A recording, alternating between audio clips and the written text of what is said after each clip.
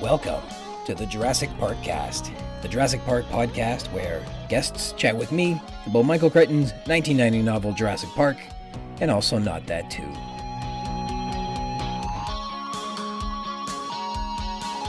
My name is Ryan Rogers, and I'm a big dumb Jurassic Park fan.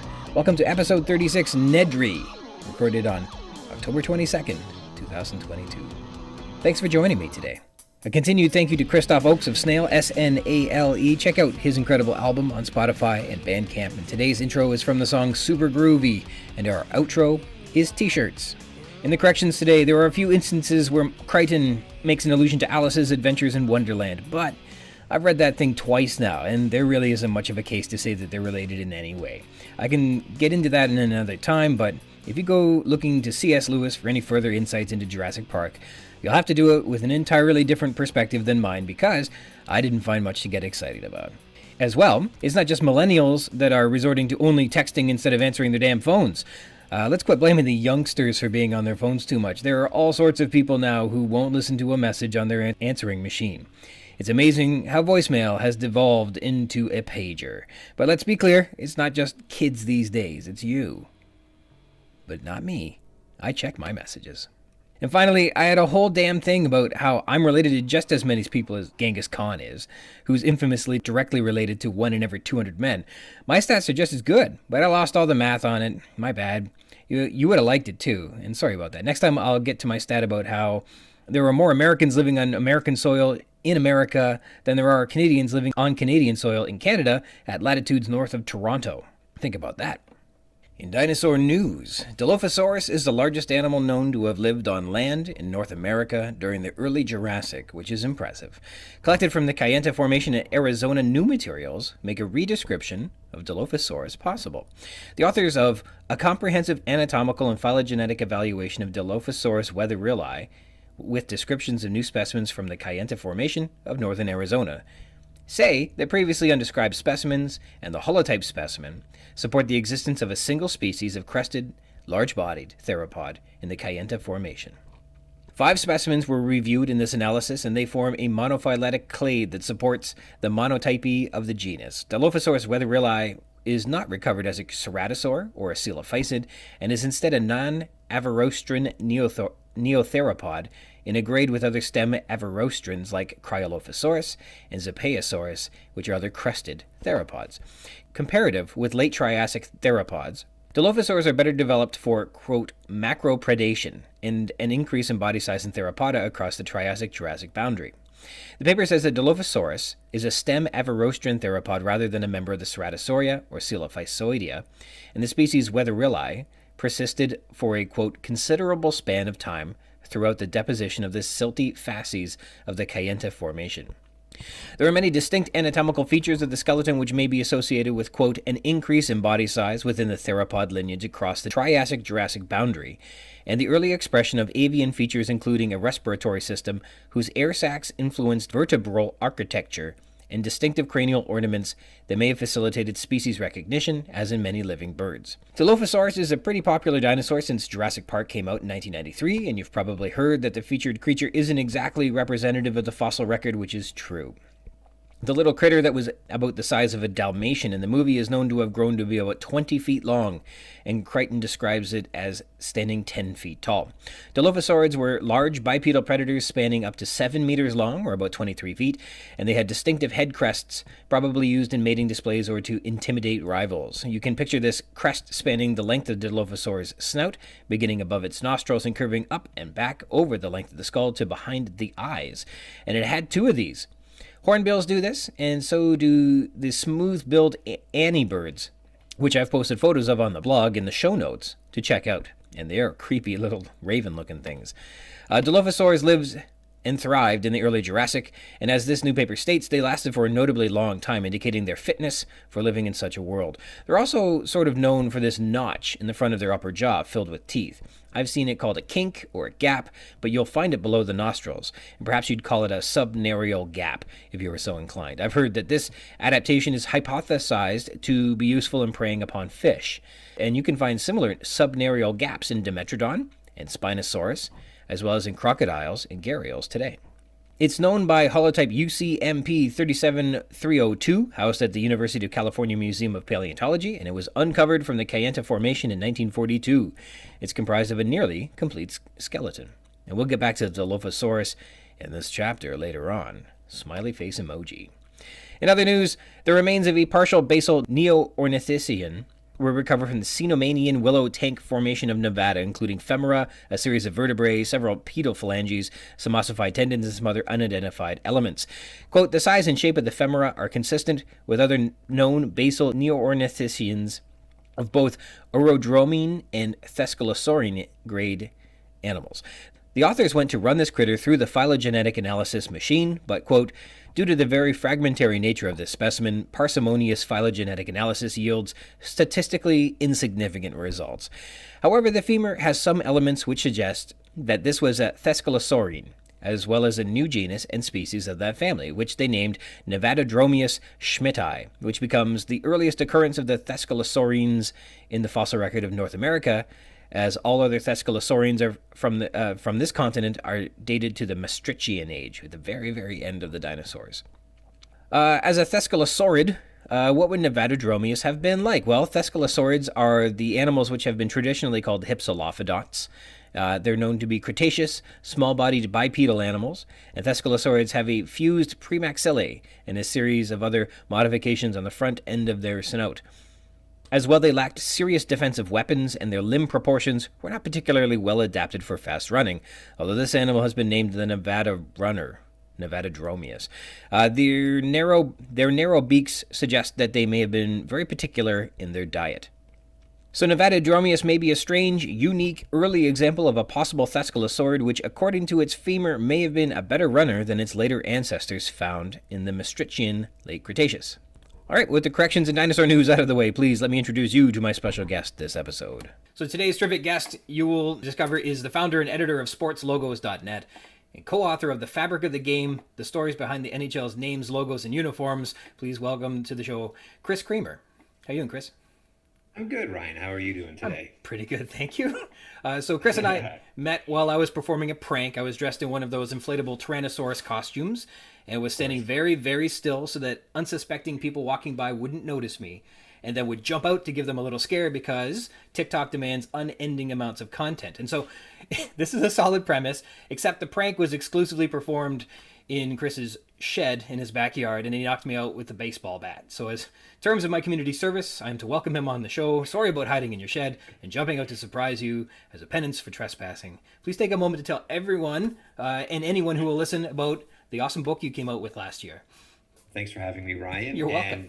And the resulting lawsuit paid for the construction of my new office here, so I do appreciate that. Fabric of the Game is a book I wrote with my co-author, Todd Radom, who is a designer of big-name logos around the world of professional sports. It is a deep dive into the history of team names, team logos, team uniforms throughout the NHL. You know, we all just accept the Toronto Maple Leafs are called the Maple Leafs. We accept that they wear blue and white. I wanted to find out why all that happened. So I went through every single team in the 100 and some odd year history of the NHL, broke down their entire story, their history, found out about the meetings that they went through, talked to some of the actual designers who worked on those brands, just to finally once and for all figure out why the Penguins wear black and gold and why the Rangers wear their logo diagonal across their sweater. And, so there's no more mystery behind any of that. There's always so many interesting stories behind them. And so that book was a big hit. Yeah, it did pretty well, so much so that the publisher ran out of copies just before Christmas when it first came out, which is, I guess, a good problem to have, but still, you wonder how many could we have sold. But I think we're on the second or third printing now, and you can pick it up online, Amazon, Chapters, Indigo, or pick it up at your local bookstore. I know the one in our hometown here has a few copies of it, and every now and then I go in there and sign them, put them back on the shelf. So the full title is The Fabric of the Game, the stories behind the NHL's names, logos, and uniforms. It uses the Oxford comma in the title. Was that a personal choice, or do you have a very anal editor that decided that was going to be? I think both me and my co-author, we're both big fans of the Oxford comma, and gosh darn it, if we're going to write a book, it's going to be right on the cover. We're going to make it work one way or another. Well, I've got some good examples of Oxford comma not used effectively, so maybe you erred on the correct side here. Tonight's headlines include world leaders at Mandela tribute, Obama-Castro handshake and same-sex marriage date set. So it sounded like Castro and Obama might get married. What caroling with our dog's grandma and grandpa? How old are these headlines? And the people she interviewed were Merle Haggard's two ex-wives, Chris Christopherson and Robert Duvall. Obviously, these are very old headlines. Is this 1993? That's it. That's where it came from. So you mentioned how you're a big Maple Leafs fan. This is the first time I've had somebody to chat with about Maple Leafs. What do you think of the season so far? Not good. No, but you know, I'm a Leafs fan. You're a Leafs fan. You understand that we're sort of used to this sort of thing. We know it's not going to go our way most of the time. They'll turn things around later in the season, make it into the playoffs, go up 3-1, lead in the third period of Game 7, and then somehow find a way. You know, whenever they go into the third period of Game 7, I always say to whoever's sitting with me, I go, how are they going to blow it this time? What's going to happen to me? And, you know, every year they find a way. They're going to have the greatest hits this time in the playoffs. It'll be Game 7. They'll be up 4-1, and a Zamboni driver will become the goalie. and they'll still find a way to get 0 shots and lose. And you know what? We'll still cheer for them next season anyway. Well, we'll think about it. So I always get, when they have a rough stretch, there's always this, and this really was emphasized during the Ron Wilson years, where you get a bad stretch and then they'll get one win and it takes all the pressure off. It's like, right. No. There's still a big bunch of losers. You can't not change things and fix it because of one win. But they get one win, pressure's off.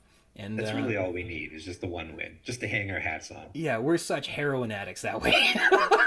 Whatever. And what are we going to do, right? What are we going to go cheer for the Senators? Drag our lives through complete hell until we get one win, and then we're, thank God we're okay for it.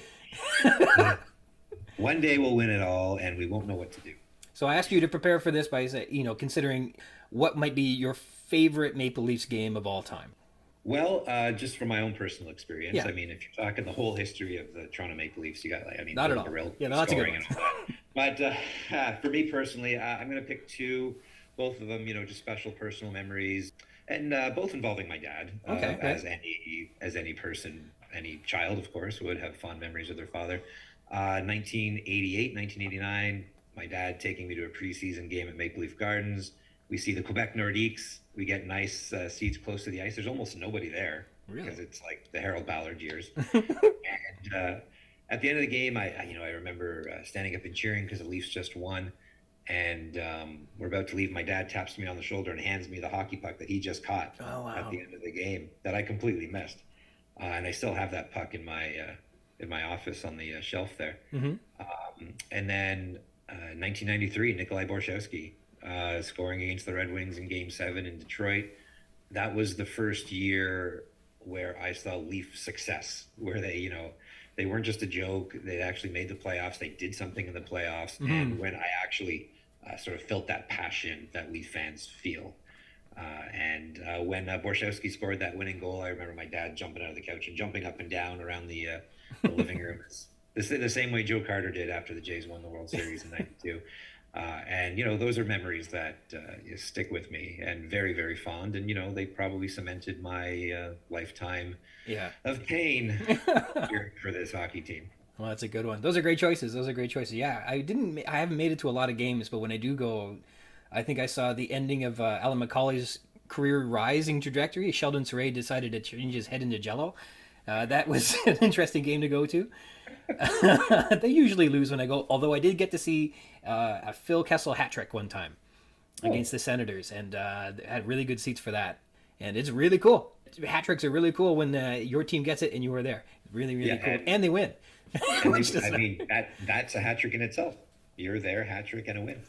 We were at the game the other day when they got beat by the Coyotes with that last minute overturned call. And it was my poor son, his first ever Leafs game. All he wanted was Kerfoot to score a goal for some reason. He's like, I want Kerfoot to score a goal. He scores the game-tying goal with 30 seconds left. He's so happy, and then they call it back on that, and he just burst into tears. No. And I just said, well, welcome to being a Leafs fan. This is what it's like. There you go. Get used to it. He's got the hang of it. He's in. He's in, yeah. All right. My favorite game, and I wanted to make this a matter of record. So the best game that I have ever seen them play is unfortunately one of the worst teams that they ever had, with players that I probably like the very least. And it culminated in probably the worst playoff exit I've ever seen. But it was during that shortened lockout season after Brian Burke was fired. He'd been fired about a week before. It was February 9th, 2013. The Maple Leafs, without Burke in their corner, still had this team of truculent and pugnacious players out on a Saturday night, hockey night in Canada, Leafs versus Montreal Canadiens in Montreal. Leo Komarov scores his first career goal on Carey Price. Pretty cool. It was set up by Nikolai Kulemin. Tyler Bozak snaps in a rebound midway through the first period. And then there was coincidental roughing minors between, do you remember Corbinian Holzer? I do not. And David Desjardins to end the first. And it looked like Holzer was sticking up for Captain Dion Phaneuf, who everybody you'll remember loved to pick on. Everybody would come into town and say, "Hey, Captain," and they just push him around. And he got the least respect I think anybody did. In the second period, Phaneuf stands up Montreal rookie Alex Galinchuk with a big check.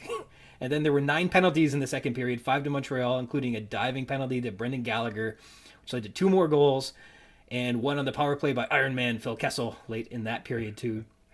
In this period, on a routine clearing play behind the net on a penalty kill, Montreal's Alexei Emelin, he was wearing a cage at the time, so he'd been obviously injured. He gets destroyed behind the net by Nazem Kadri for no reason. He took a charge from the point. The guy just dumped it out of the zone on a penalty kill, and he got rung right up. Just demolished him. So the Leafs are up 3-0 on the power play, and Kadri's murdering guys behind the net because he's a jerk. I know Kadri is a good guy, but he was not one of my favorite Maple Leafs. Anyway, they head into the intermission, for the record, up 4-0, being total jerks. So far, routine game that the Leafs are winning. The third period is when it transcends hockey and becomes the most exciting game I've ever seen. 1 minute into the frame, Mensa member Brandon Prost gets beat down by Mark Frazier. Mark Frazier is like a boxing name, and that's what he did.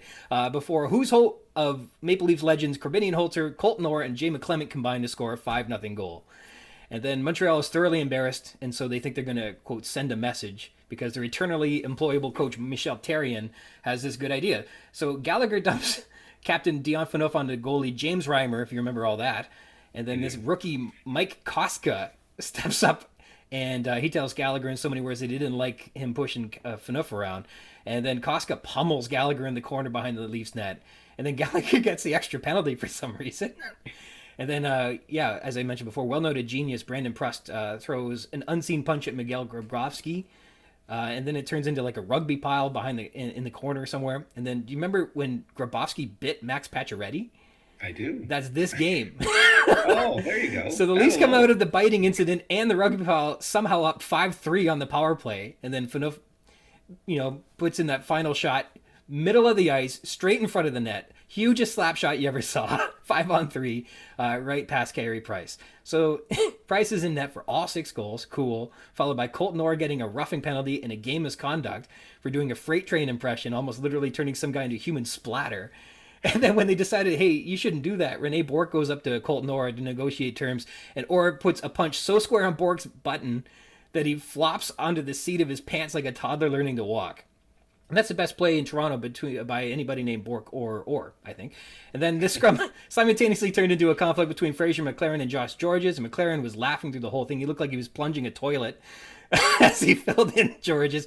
And to recap, the best game I ever saw, 6-0 win, whooping Montreal in every aspect of the game, beating them in Montreal, and adding to the entire experience for the better. The bitter and caustic former Maple Leaf Glenn Healy was doing the color commentary for the broadcast. So the entire production was a masterpiece. But the problem with that is it was a meaning nothing game with a bunch of guys that nobody liked. They were just being total jerks. But the sad thing is, when the games mean something, the Leafs don't seem to do so hot. But boy, that one, it was the coolest game I ever saw. I'd love to tape it again and just have it. You painted quite the picture of that. That was the best I felt one. like I was there. I'll send you a clip. Thank you. You should join Healy on the color commentator for that one sometime. Nah, he'd eat me up.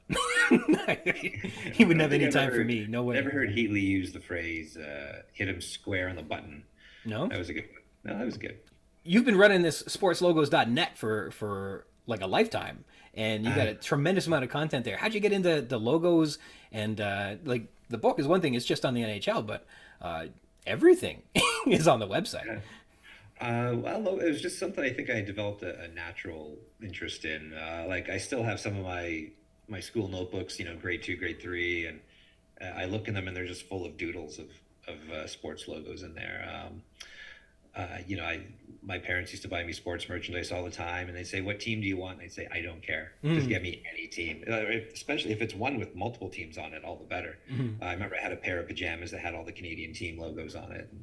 My dad would show me old hockey cards and point to like the Canucks logo that was just a hockey stick, and point to the Brewers logo that was just a glove, and I would think, well, that's what a ridiculous logo, like why would a team just have a hockey stick? And then he'd point out what it means. He's like, no, that's a C for Canucks. That baseball glove is an M and a B for Milwaukee Brewers put together. And I think that might have been like a light bulb moment for me to get a little more interested. What are all these other logos hiding? What can I find? So yeah, I go through all the teams, go through all the history, and just on my own, for my own interest, figure out the team histories for logos. And then the internet comes around in the mid '90s, and I was also big into computers and technology. I was writing computer programs in the '80s on my old Commodore 64. So when the internet came out, I was very interested, and I was like, well, how do these sites work? I would download the HTML of the old tsn.ca and try to rebuild the site myself. And eventually one day we signed up for a free web hosting account on Tripod. Yeah. And we built the site, and I chose logos as the topic because it was just something I was interested in. And it really started as my own just like personal collection. And okay, this is for me, I can use it, it's all here, but it picked up in popularity. The logo site was launched in summer '97, but by like spring of '98, like I was on CTV News, and I was in those old internet directories that they used to sell, like they look like big phone books. Yeah. Before the sites like Google and all that. That's cool. And I was in magazines, local newspapers and stuff, and I thought, okay, well maybe there's something here. And now we're over 25 years later, and it's still going. I'm still here. Yeah, I started when I was 14, and now I'm in my 40s. So I guess I'm doing this for life at this point. It might be a little too late to try something else, but as far as careers go, I really can't complain. I mean, like, who else gets to just look at sports logos all day and gets to call that their career? You got to consult with Dan Brown, and you can do like a Da Vinci Code version of sports logos where the hero has to run around from arena to arena and find out where the next clue is so they can catch the next, I don't know, religious killer. If Dan Brown's listening, yes, I would do a project with you. Robert Langdon's like, what am I doing in this arena? He starts looking up at the banners. Oh. Yes. They all come together in that... beautiful mind sequence. I gotcha. Yeah, that makes sense. I can see it being a bestseller. I think Dan Brown still has some cachet. Let's get some publishers lined up. You know anybody? No. But speaking of well-published books, obviously this is a podcast about Jurassic Park. We'll start with an easy question. What's your favorite dinosaur? Oh, you think that's an easy question? I don't think I've ever thought about it. Honey, what's my favorite dinosaur? What am I always talking about? Oh, she's saying Raptor, duh.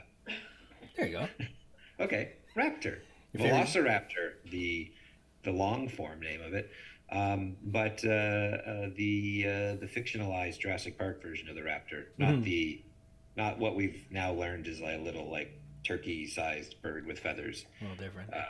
But yeah, like those terrifying raptors stalking the children in the kitchen. Mm-hmm. For what it's worth, yeah, the lizardly, long-tailed, big-clawed version was way easier to draw than one that has feathers and stuff like that. Yeah, a lot easier on the CGI too back in '93. I think you're absolutely right.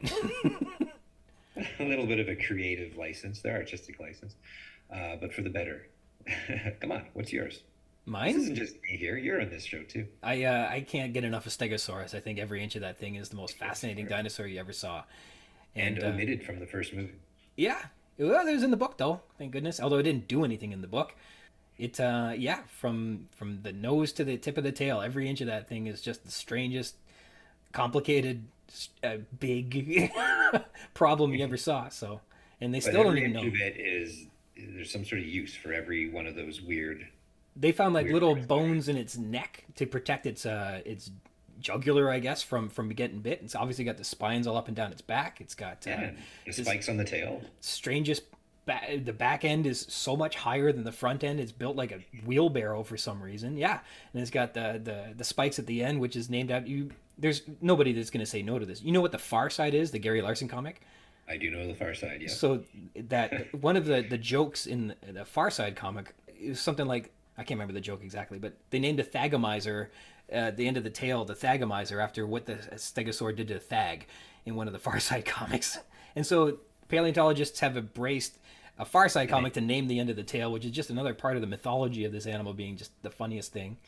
There you go. It had this mysterious brain in its hip that people have kind of ruled out now, but there was this theory that it was just too stupid to operate, so they must have had some like nerve center in its hips that would have regulated sensory distribution or something like that. Nobody really has an answer for what the plates did, but they could have changed color. They might have been for protection. They might have been for I've heard they were used for cooling down. shade. Yeah, so shade. like an elephant's ears kind of have a lot of blood vessels, and it kind of are able to cool off a little bit. I guess it's like raising your arms on a hot day. Maybe the plates did something like that. Yeah, all kinds of just strange things about those animals. I've never I never really thought about dinosaurs. It wasn't really my thing when I was a kid growing up. But my son is just absolutely nuts for them, as I know yours are, and he would hate it if I didn't mention that he loves the Triceratops. It's a good choice his too. ultimate favorite, yeah. Yeah. Which is kind of like it. I always get Triceratops and Stegosaurus. Sometimes I feel like they're in the same family because they're both sort of low to the ground and They're big and really famous, yeah. and they have interesting spikes on them. Yeah. But Yeah, Triceratops is a great choice too. Nobody's going to tell you you're wrong about that. no. And so how about your... That's the one. It's the only pro sports team named after the only dinosaur that has a pro sports team named for it. So Yeah, that's right. So it's got to be something, right? and obviously that comes out of the fanaticism that Jurassic Park brought to the world. Do you have any particular interesting stories about seeing the movie for the first time or anything like that? Well, mine was a family who didn't go to the movies all that often. We were at home, so I do remember the hoopla and how bloody insane it was that Jurassic Park when it came out. I was 10, turning 11 when Jurassic Park came out, grade 5. So yeah, it was that perfect age, and everyone at school was obsessed with it. I couldn't see it. I never saw it. And then I remember watching the commercials, the trailers all the time during the Leafs playoff run in '93. The trailers were always airing. And then one day, my parents came home from Zellers with the VHS copy of Jurassic Park. And I thought that was so bizarre. It's like, why are you buying a movie we've never seen before? Maybe, what if we don't like it? And I was like, I think we can take a chance on this one. So watch that and just absolutely loved it. It was, I mean, everything about it. Just an amazing movie. My wife hands me a note here. Let's see. We went to see Jurassic Park when I was pregnant. Yes, we did. When it came back in theaters on the 20th anniversary, we went to the 3D version of it at the theater here, and that was awesome. Dude, that was the first time I got to see it on the big screen. Was in 2013. That's so cool. And in 3D. And in 3D, yeah, it worked well in 3D for a movie that was 20 years old, right? Yes. Something about seeing that giant T-Rex, chasing the Jeep in 3D on the screen with the surround sound and just amazing. I think that 3D works in a way, it's very good for I don't know, in terms of and especially with Avatar when it came out, the atmospheric perspective where you're establishing a new environment. I think Jurassic Park had a lot of good establishing shots and perspective shots that the 3D really makes you feel more like you're in the scene. So never do you really get the dinosaur's point of view. It's always from the person's point of view being pursued by a dinosaur. And so having it in 3D really more surrounds you with it, and you get that feeling from the cinematography. There's a real benefit to seeing that in 3D. Whereas, when we saw Dominion in 3D, and I don't know if I actually want to see any movies in 3D again, frankly. It needs to be a movie made, I think, with 3D in mind, right? It's, Jurassic Park, notwithstanding. But what I find, the expectation versus reality with 3D is one of the most off the charts doesn't line up with what you're expecting. Like when 3D was first, sort of coming out, they'd show these pictures of people sitting in the crowd with 3D glasses and things leaping out of the screen at them. You're like, ah! But then you actually see a 3D movie, but it just feels like, here's the screen and then everything is further away within the screen. Nothing's popping out at you. It's a little disappointing. It's right up there with picnics as the things that are disappointing. I feel like when Avatar did it though, they had like blossoms or fairies or something. They had stuff in the foreground, and that really did. But you're right. If it's not built that way, which Avatar was, it doesn't do that. And that's why I think the establishing shots with Jurassic Park helped, because you would have foliage in the foreground, like when the that crate is delivering the raptor in the first scene. It's coming out of the bushes and things like that, and you feel like you're kind of in the bushes too in some respects. And so I think the 3D worked for that. Things like vegetation and like insects, those look great in 3D. And like they have to be like blurry and off to the sides of the screen, like things that you'd see in your peripheral. So if you're not actually focusing on things and they're blurry and out of the way, 3D is amazing. I found that when we saw Dominion that the 3D glasses are like wearing sunglasses. Yeah. And so they're not the red and blue anymore. But when you put them on, it's like wearing sunglasses. It's dimmer, it's darker, and I found that the lenses, the frames are thick, and so it affects your peripheral vision. You don't really get as much vision, and it was darker. The colors weren't as bright. It didn't pop. It wasn't. It felt like it really affected the positive viewing, like literally the viewing of it, as opposed to, enjoying the film is beside it. So I don't know if I would do it again, frankly. I think we did it for when the new Ghostbusters came out. We did that. Oh, that might have been neat. That was pretty cool. Like you could see like the proton packs, and they had it so the streams were coming out of the widescreen, Yeah. So it cut off black on the top, and you'd see the proton packs coming out of that, and that really helped. I bring up my wife a lot because I'm staring at her during this entire conversation, but she can't do 3D because she wears glasses. Yeah. So it's just completely lost on her. So, I mean, we'll go to the movies, and then afterwards I'll just have to hear how she didn't have to hear anything. Didn't see anything, and she has a headache now. She could go to the optometrist and get prescription 3D glasses. Oh my gosh, did you hear that? Can you do that? I don't even know if that's a thing. Let's do it. Let's just ask, see what they say. After the Dan Brown novel, we'll segue into 3D prescription lenses. I think you just invented something. You might want to mute that out when you publish this. Yes. Well, I know the podcast is just filled with thieves as listeners, so send us your prototypes, everybody. He sees you all as thieves and scoundrels. So if you returned home one day with a cassette of Jurassic Park, it would have been October, at least after October through 1994 until home video. True? Is that really? Yeah. Oh, wow. Okay. Which means that it would only be a few months away before 1995 announced that Toronto was going to have a new NBA franchise, and it was going to be named the Toronto Raptors. The most ridiculous and insane and well embraced, but also ridiculed heavily thing that I think has ever happened in the NBA, which is ridiculous. From what you have done in terms of researching logos and things like that, tell us what you have learned about the Raptors logo. Well, the Raptors started in '95. Their logo and name and everything came out well before that, right? Oh my goodness. It was about a 2 or 3 year process. They got the team in '93, which is a perfect time to get a team if you want to name yourself after a certain dinosaur movie. And they started developing the brand right away, and they were competing with back-to-back World Series championships in Toronto, the Blue Jays. They were competing with, the Maple Leafs finally came to life, as we've talked about, but, it's always a hockey mad market. So how do you inject yourself into a world of 2 World Series championships and hockey mad culture with a basketball team, right? What do you do? What do you appeal to? And the owner of the team, John Bitov, he and his family were Jurassic Park nuts. They're just obsessed with it. They couldn't get it out of their heads. And so when they met with the NBA, they threw out, okay, let's do something dinosaur related. Can we do something dinosaur related? They looked at T-Rex. T-Rex was one of the 10 finalists. I remember my dad saying they should call him the Torontosaurus Rex, which I thought was a pretty good idea. But Raptors was thrown in there. There was 8 other finalist names, things like Bobcats and Terriers and Dragons and Grizzlies, all your sort of old-fashioned high school type athletic names.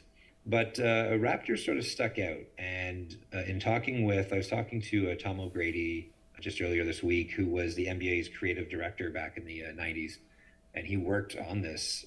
He said that Raptors really stood out because they were approximately 6.5 feet tall, the size of a human, at least in the movie. Yeah. They hunted in packs of 6, 7, 8, just like a basketball team does. And they were by far they were athletic, slick, slender. They stood up on 2 hind legs. They kind of in a way resembled a basketball team, right? In terms of height, how they stood, how they ran. I see you chuckling over there. No, it's an analogy or an allegory I never considered, but yeah, no, it all makes sense. When Tom told me this, he goes, "I know this sounds ridiculous, but this is what they said." So they decided to go forward with that idea and to capitalize off the popularity of Jurassic Park, as well as being the first major Big Four North American pro sports team to actually brand themselves after a dinosaur and use a dinosaur mascot. And when you're trying to, I mentioned earlier, try to wedge your way into an already crowded sports landscape like Toronto was at that time, you have to make a splash one way, right? Like you gotta get eyeballs on you. And if that means having every kid in town suddenly absolutely in love with your logo and your uniform and your name, that's going to make a big difference. Families are going to be like, okay, well, the kid loves the Raptors, let's take him to the game. And that's what happened. And it was Mr. O'Grady told me, he's like, everyone under the age of 40 when we pitched this thing loved it. Everyone over 40 didn't get it at all. We thought it was ridiculous. That makes sense. But the NBA had a rule back then. They might still have it now, I don't know, but for expansion teams, they would get to keep 100% of all merchandise sales for the first 6 months after their identity was launched. Now everything gets split up, right? So the idea was, okay, let's launch this. Let's put out as much product as possible. The Raptors were one of the first teams to develop secondary and alternate marks. They had like a TR. They had a claw with a basketball on it. They had one with a Raptor hugging a basketball, in addition to the primary mark of the Raptor dribbling the ball. And they just flooded the marketplace with that. They did very, very well in those first 6 months. And even though they're a team that's never played a game, they're based in Canada. Throughout the United States, they were number 7 in NBA merchandise sales, right out of the gate. So clearly they had something there. And I think the dinosaur theme, which nobody has done since, right? Like this is just sort of a one-off in pro sports. I think that's a brilliant move. And relating back to my own family here, when trying to get my son interested in Toronto sports, I can tell you it was a hell of a lot easier to get him to cheer for a team called the Toronto Raptors with the big dinosaur as their logo than it was to get him to cheer for the Toronto Maple Leafs, which has a plant as their logo. Fascinating. Yes. So yeah, just brilliant on their part. When I was a kid, I voted for Toronto Tarantulas. I remember that. We went to the Sears. They had a drop box and checked off Tarantulas. That ended up finishing last place. But yeah, it was big. And I went to Florida on a family trip during their inaugural season, and I remember seeing a kid wearing Toronto Raptors jerseys and shorts. And this is in Florida, right? You don't see people wear Toronto stuff in Florida, at least not back then. And it just showed me just how popular this team could be based purely on its identity. So the Raptor also, in terms of like a mascot, remains, I think, I mean, I'm not a guy that's in the know, but seems to me one of the coolest mascots that are still out there. Like there are cute ones, there's goofy ones, but I mean, it's fun, it's exciting, it can do a flip and a slam dunk at the same time. Not a lot of other mascots can execute all that. He's very very talented gymnastic wise. I don't to be honest, I've never really focused on the mascot abilities of the mascots across the league. I just focus more on what the mascot is, and but yeah, like again, I remember when they were first introducing the mascot for the Raptors. One of them was just like an Evel Knievel type character. I thought, what are you doing? But they're not going to pick you. They're going to pick the guy dressed up like a dinosaur. Pretty amazing. And I wonder if it's the same guy in that suit, right? Like where the They've been around 20 something, 26, 27 years. That's That a guy's good got to be question. pushing 50 by now, right? Like, I got a feeling like I keep hearing that it is, but I don't know. I have no idea. because I remember once the Raptor broke his leg or something, and he was out for a while. Do you remember this? No. And and it was the guy in the suit, right? Broke his leg, and they had to bring like a backup dinosaur mascot. He was named like Stripes Oh, or really? Scratch or yeah. He looked like the Raptor mascot, but he had black stripes all over his face. Oh, And some of these guys who are in the mascot suits, they are the ones who actually own the mascot, right? Like the team doesn't own the mascot, the team doesn't really? own the rights to it. I don't know if that's the case with the Raptors here, so I might be talking out of turn, but the fact that they brought in a new mascot when this one guy couldn't do it for a few months makes me wonder. It's interesting. Well, the Raptor should have his own sneaker deal, hands down. Yeah. I'd What buy would the you Raptor. play? I'd get Do those you have a sneakers for name? sure. For the shoes? Yeah. What would I Come call on. Let's do some marketing on the spot. I don't know. You just call them the Raptor, don't you? The rat. Yeah, Give me okay. a pair of Raptors. Give me a pair. That works. It's boring, but it works, and you know exactly what it is. So, but uh, the claw or something. I don't know. The basket claw. I don't know. What? I guess Air Jordans Like has a name, don't basketball. they? What do the other guys' shoes get called? They get called something cool, or they just It's they like give them a nickname or they like take an abbreviation of their first and last name. really? I hadn't thought about like the similarities between pack hunting and basketball teams or anything like that. That was, Right. Just but now when you watch a basketball game, you're gonna picture a bunch of Raptors running towards the basket.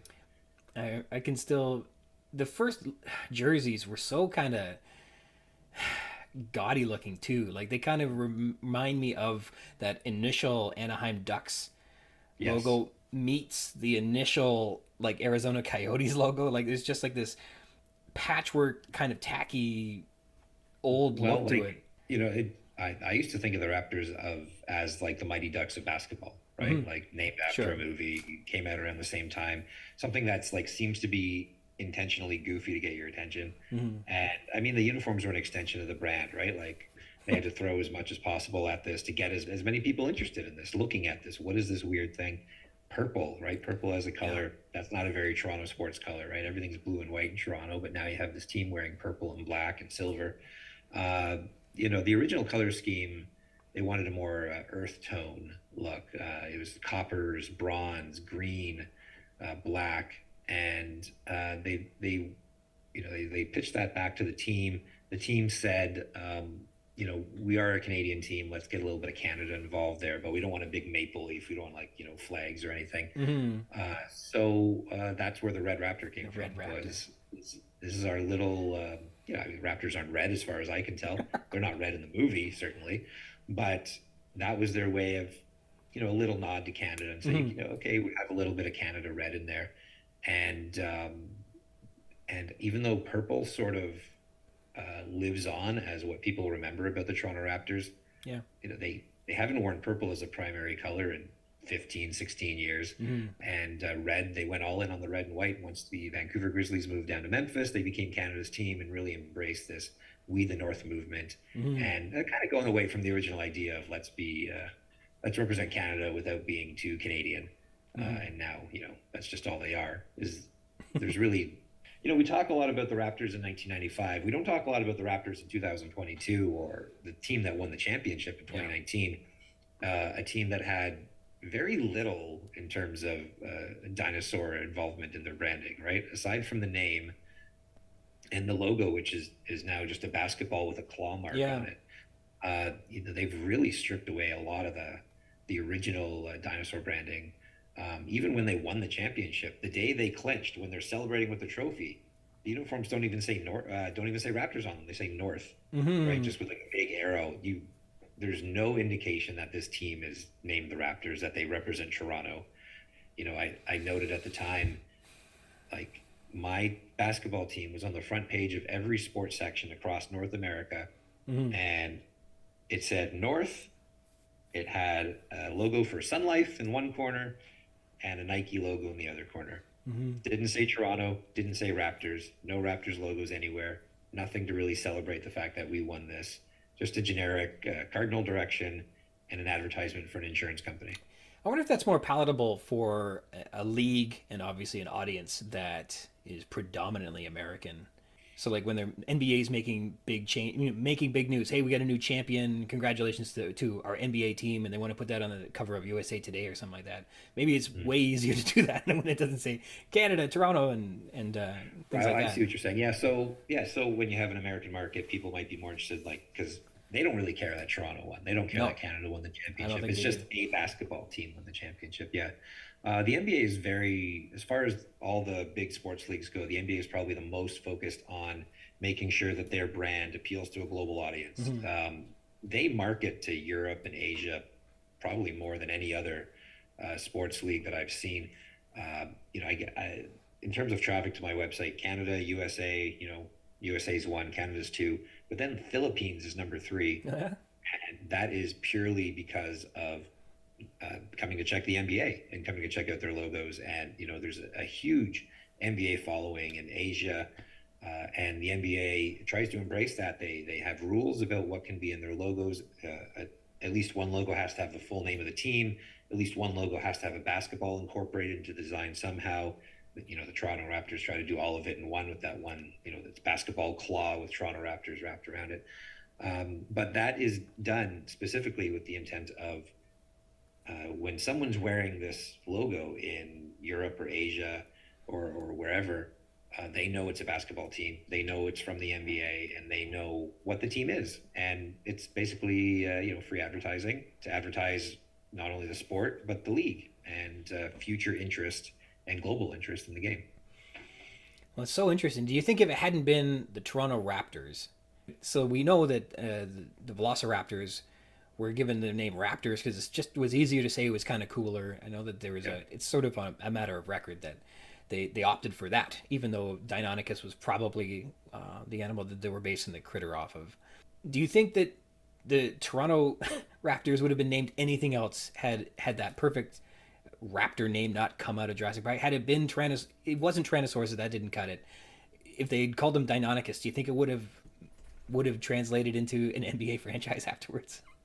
No, I don't think so either. No, you need a nice short name. Like Raptors is it's short, it's marketable, it fits on a jersey, it fits on t-shirts, and it sounds great, rolls right off the tongue. Toronto Raptors works together. If they went with, I can't even say the name of the other one you were talking about.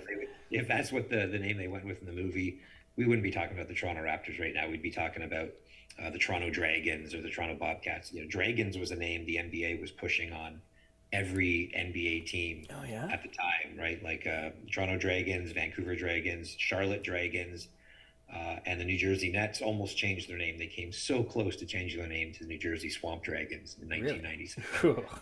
Yeah, they had logos and uniforms and everything. It was a mess. And yet still people go with pelicans instead of dragon. Okay. Pelicans. Hey.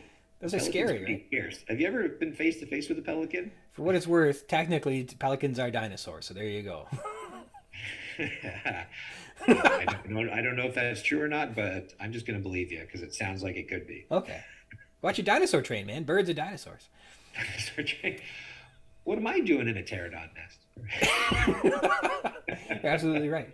Well, it's interesting that because I think there's this supposition that the dragon mythology that comes out of China, when we know that the Asiatic countries are a big market that major leagues are looking into, that the concept of there's this belief or argument anyhow that these long-necked sauropod fossils that they found in beautiful articulation in China, and they find lots of feathered dinosaurs in some extraordinary places, and there's some really extraordinary fossils and footprints and stuff found in some parts of China. And there's this idea that these fossils somehow built into this mythology of ancient creatures, and without paleontologists in their ancient culture, they imagine these dragons. And so there's this idea that the dragon is an archetype or a mythological creature that is born out of the evidence that dinosaurs have left behind in their fossil records. So I've never heard that before, but that's extraordinarily interesting. There's some really interesting arguments on the griffin and how that might have been that the cyclops, that they had found old mammoth skulls with that big hole where the nose goes, and that perhaps these skulls had been envisioned to be that one great big eyeball on these giant monster people. So basically, I guess the theory is that a lot of Chinese and Roman and Greek mythology is based off of, early humans finding dinosaur bones and trying to figure out what the heck they're looking at. Mm-hmm. Well, it makes a little bit more sense than just creating them out of nowhere.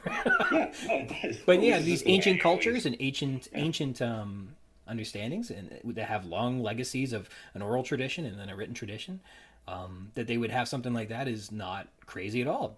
No, it's actually, it seems more plausible than anything else, to be honest. And I mean, I couldn't speak for other more North American cultures, especially Aboriginal or ancient cultures, but I imagine that stories of like long bones and stuff like that translating into interpretations in their end as well, without knowing what they might be. I bet you that there's a bunch in North America that just aren't as popular yet that or we would preserved, find. or things that were destroyed over the time. Yeah.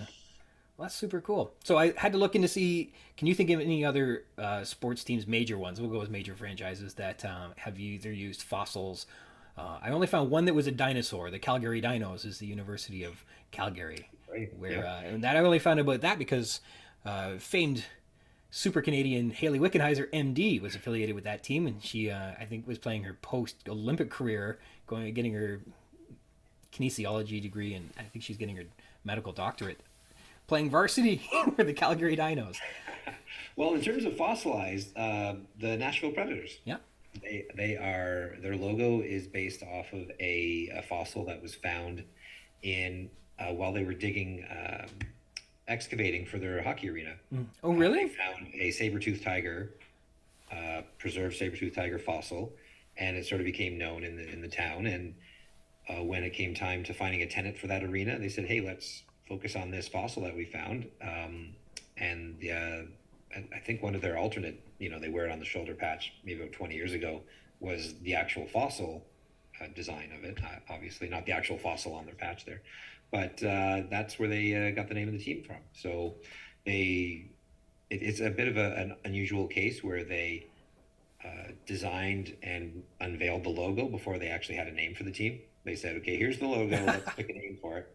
And the logo was a saber-toothed tiger, and a Fury, Edge, Ice Tigers. Those were some of the names they were considering, and before they finally settled on Predators.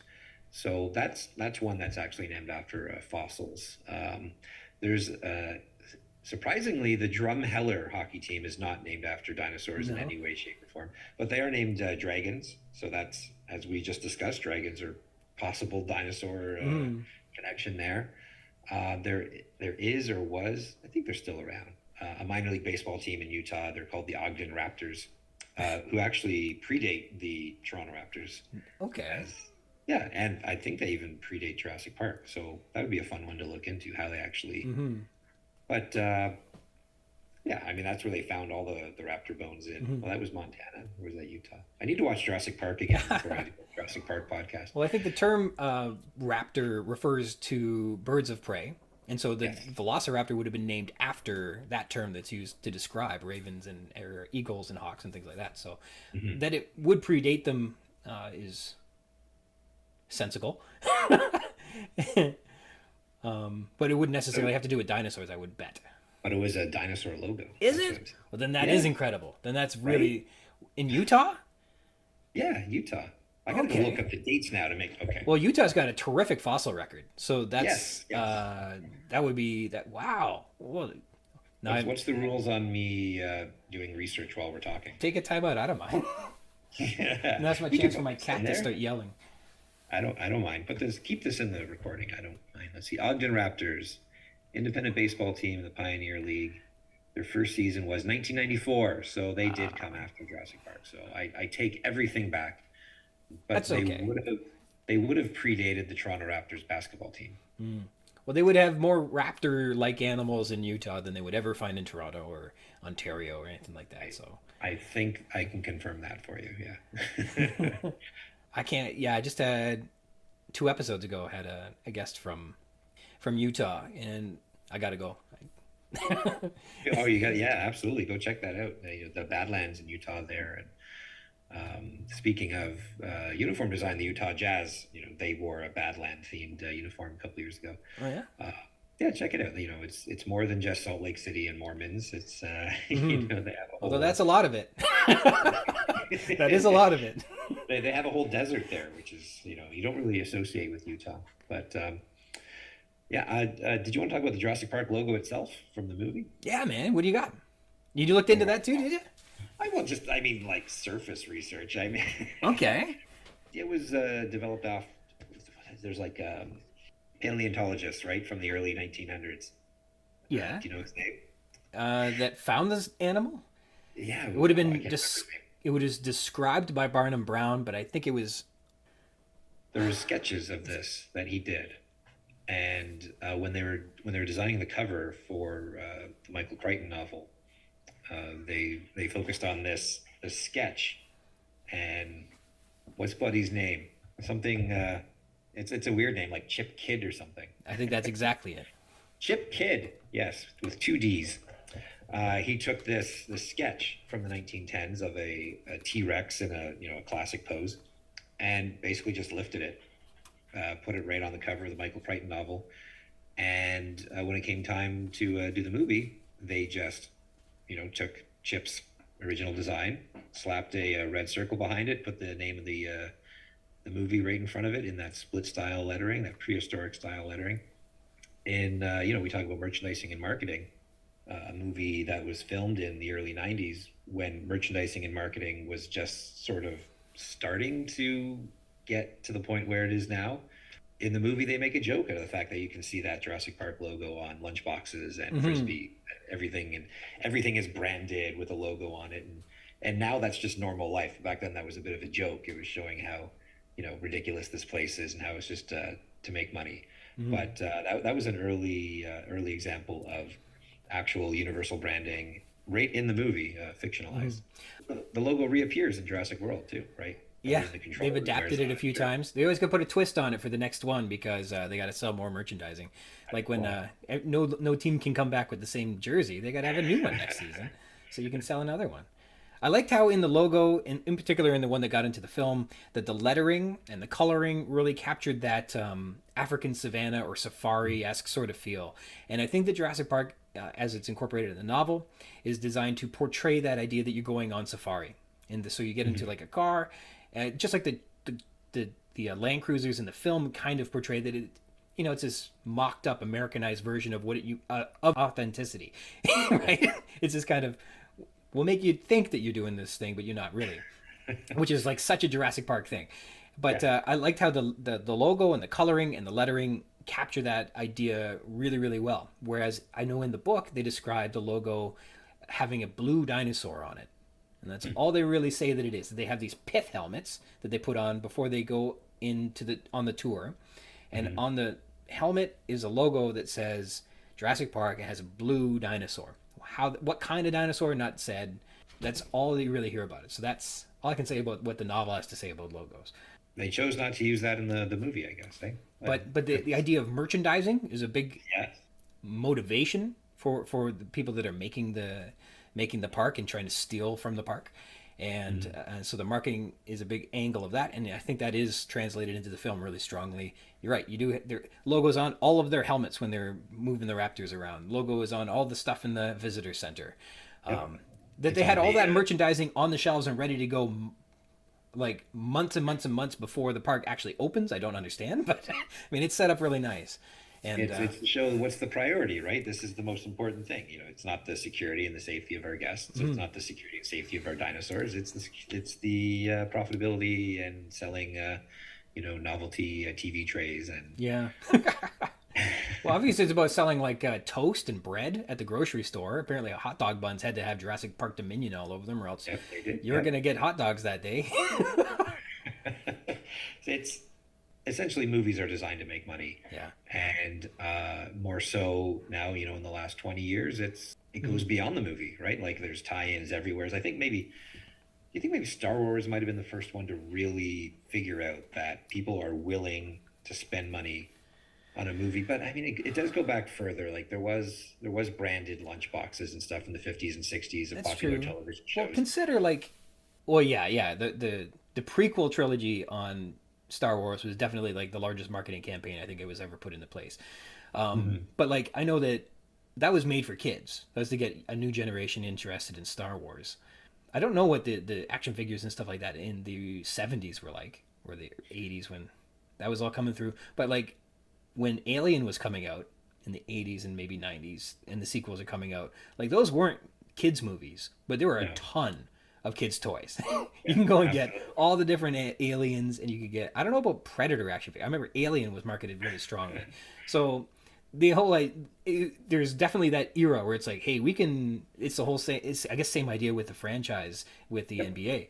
Get the kids into it and they'll grow into this thing, and it'll be a legacy brand that we can make new episodes of forever. And Yeah, and boy, then we if ate you it up, just eh?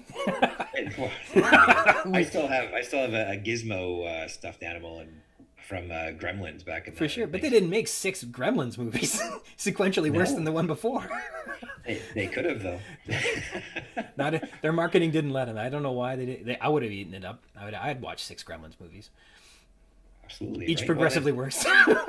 and this is why you see so many reboots and sequels from 20, 30 years ago now, Hmm. is that they discovered, hey, this is going to make money whether it's any good or not. Hmm. It's just sitting there. Why are we ignoring it? Like that's why there's two more Ghostbusters movies suddenly, and why there's all these reboots of TV shows from 20, 30 years ago. Mm. People feel comfortable with what they're familiar with. And it works in movies, television, also works in sports logos and uniforms, and why throwback designs are so popular. Hmm. There's a little bit of comfort there. Makes you remember what you perceive now to be a simpler, happier time, when in Hmm. reality it was probably just as lousy as it is now. You just didn't notice it as much. It's But the lessons on marketing that Jurassic Park has shown the world over all these years is really interesting.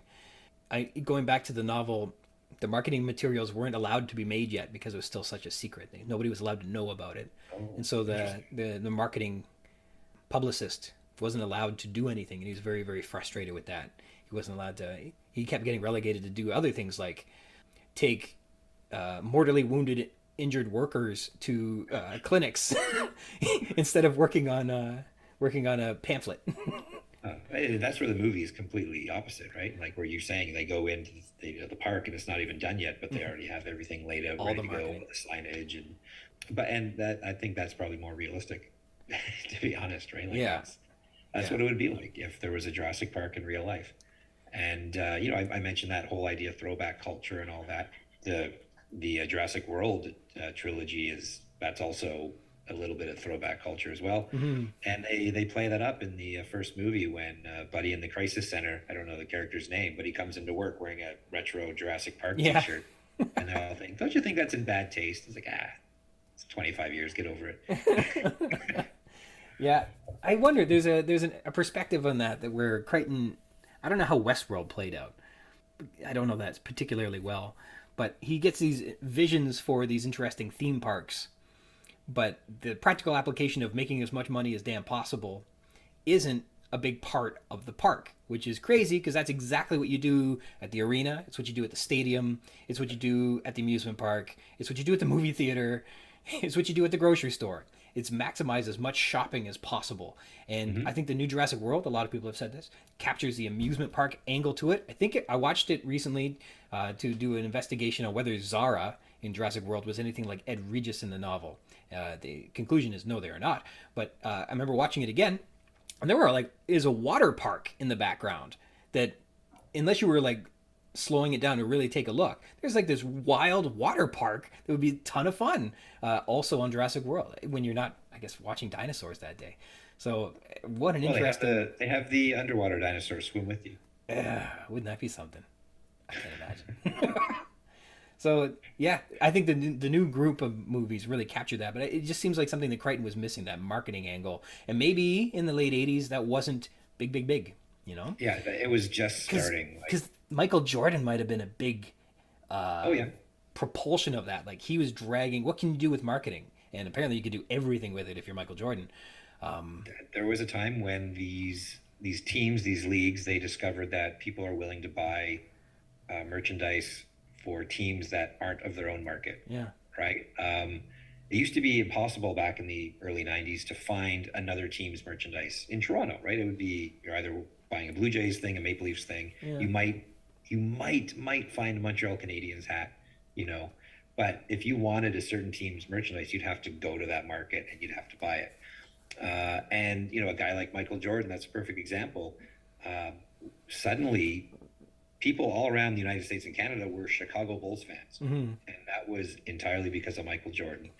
People living in Florida, people living in California, they loved the Chicago Bulls, and that was because of Jordan.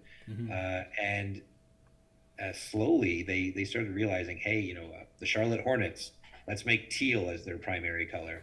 And now the Charlotte Hornets were the favorite team of people all over the United States, simply because they wore teal and they were different. And it just exploded from there, right? Like that was all mid to late 80s. Yeah. And in the 90s, then the internet happens and forget about it. Internet, right? Globalization, free trade agreements, it all kind of comes together to make Michael Jordan very rich. It's amazing. What a day to be alive, says Michael Jordan. And he's probably still not satisfied after watching that documentary on him. Yeah. He always just needs to be the best and then number one. And well, Wayne Gretzky's found a way to make more commercials recently, so good for him. Casinos, there's a whole new market. He's if I could online go casinos. If I could go a day without seeing a Wayne Gretzky casino commercial, I'd be happy. Yeah. I don't think that's ever going to happen. Guys have played in 20 years. What we need is Wayne Gretzky, because there isn't apparently any other marketable hockey players. Well, he'll do it. He'll say yes, so why not? Yeah, good for him. That's really all you need. And I mean, in terms of the United States, I don't know how these Gretzky ads are, if they're playing in the U.S. or not, but when it comes to the U.S., name a hockey player to a non-hockey fan. Yeah. They're just going to say Wayne Gretzky. Yeah. That's it. So it works for them. Well, thanks so much. I think we're straight out of time here, but yeah, man, you made me think of a whole bunch of new things I hadn't thought about this book and this franchise. Really cool. You got to go back, reread it, and then present some sort of summarization to me, focusing on the merchandising aspect of it. Maybe we can turn it into some sort of doctorate. I don't know. Well, I will get in touch with you. I'll connect you to Dan Brown. Sit tight. I'll get that figured out. Thank you. And you know him. That's good. Yeah, and the prescription 3D glasses, no problem. Yeah. Get those over to your wife. You guys will be able to see in 3D all the time. Don't forget to bleep that out again. The thieves and scoundrels in your audience that you spoke of. Your words, not mine. I think your audience is fantastic personally, but as long as I get a one, I'll give you my prescription and you can send me the glasses, and then you're free to bank a fortune. I don't mind. See, look at you. Maybe put my name on the side. Name the product line after me. That's See, here I am thinking, well, what a stand-up fella. He just likes the product in the world, and then boom, immediately he's like, no, name it after me. Yeah, as long as it's helping people. Don't name it after me if you're going to hurt people with it, which they will. All right. Anyways, yes, it was nice talking to you. Where can people find your book before you go? They can find it at Indigo, Amazon, hopefully at your local bookstore, or if you want a nice signed copy from me and my co-author, Todd Radom, you can check it out at fabricofthegamebook.com. Remember book at the end there. Some scoundrel in your audience already jumped on fabricofthegame.com, I'm sure. Hey, it's the holiday season if you're listening to this at a certain time. So, hey, what a great gift. A nice signed copy. We even throw in a couple of author trading cards in there, too. Oh, really? That's too fun. Wearing our favorite retro hockey jerseys. It's a great gift any time of year. There you go. Family Day gift. Family Day gift. Canada Day gift. Yeah. Victoria Day gifts. Arbor Day. There you go. All right, thanks, Chris. Yeah, no problem. All right, thanks for coming on the pod, Chris. I know Jurassic Park isn't really in your wheelhouse, but this was a ton of fun, and as you can tell, I edited out any of the content that was going to get us onto Rush's hit list, so you and I are safe for now. Chris, the paleontologist you were thinking of is Henry Fairfield Osborn. It was his paper that has the incredible sketch of the Tyrannosaurus upon which Chip Kidd modeled his masterful Jurassic Park logo design.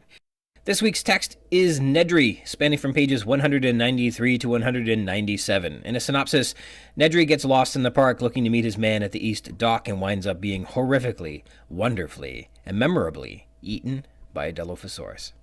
Plot points. Permit me this moment Much of Dennis Nedry's story is already covered in episode 23, The Tour Part 3, with my terrific guest Adam Leggett, and I strongly encourage you to visit or revisit that episode for a more Nedry-centric perspective on what happens in this chapter.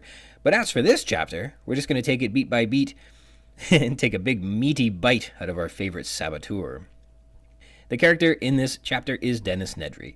Nedry can access all the restricted areas, avoiding security clearances and safety protocols because he's granted himself access to everything but not in a safe way. Instead of giving himself like a skeleton key or invisible access to everywhere in the park, he's turned off all the safety measures, invariably granting everyone and everything at Jurassic Park unlimited access, which includes all the dinosaurs.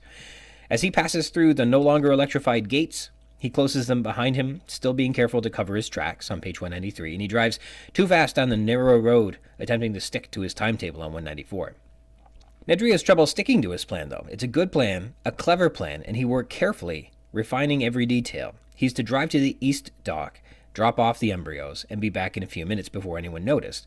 He is driven by the life-changing $1.5 million US he'd be making, comparable to 10 years' income in a single tax-free shot. Some of the finer details he'd prepared into this plan include recording Dodgson during their meeting at the airport, covering details of the plan, their agreement and the scheme. As insurance, he can blackmail Dodgson later if he fails to live up to his end of the financial agreement. Nedry spots a possum cross the road, and then he realizes he's already been gone for 5 minutes. His absence will soon be noticed, and he starts to panic. Had he taken a wrong turn? He recalls no forks in the road. Where is the dock? While searching, he almost collides into a 6-foot-tall gray concrete barrier. It's described later as a wall. He's reaching that moment of no return. He's out of time. He could retrace his steps, but he'll be missed if he's out any longer than absolutely necessary. This is turning into a disaster on 195. He climbs out of the Jeep to get his bearings. Where the hell is he? The raindrops are falling so hard they hurt. Nedry wears a digital watch with the cool green illumination. You remember those? He's been on his mission for 6 minutes now. He goes behind the concrete barrier, and it's much darker without the headlights shining.